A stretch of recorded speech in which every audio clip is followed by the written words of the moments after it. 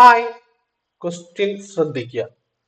If the successive discount by 10% and 15%, then the single equivalent rate of discount is. അതായത് ഒരു സാധനത്തിന് ഒരു സാധനം വാങ്ങിയപ്പോൾ ആദ്യം 10% ഡിസ്കൗണ്ട് കൊടുത്തു, പിന്നെ അതിന് 15% വീണ്ടും ഡിസ്കൗണ്ട് കൊടുത്തു.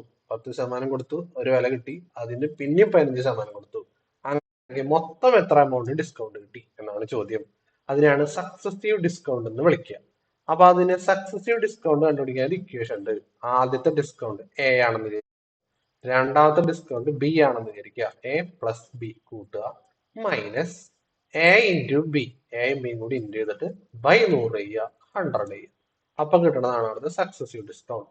ഇവിടെ എ എന്ന് പറയുന്നത് 10 പ്ലസ് രണ്ടാമത്തെ discount 15 minus A into B എന്ന് പറഞ്ഞാൽ 10 ഇൻറ്റു 15 ബൈ 100 ബൈ 100. ഈ 10 പ്ലസ് 15 എന്ന് പറഞ്ഞാൽ 25 മൈനസ് 10 ഇൻറ്റു 15 ബൈ 100 എന്ന് പറഞ്ഞാൽ 10 ഇൻറ്റു 15 150.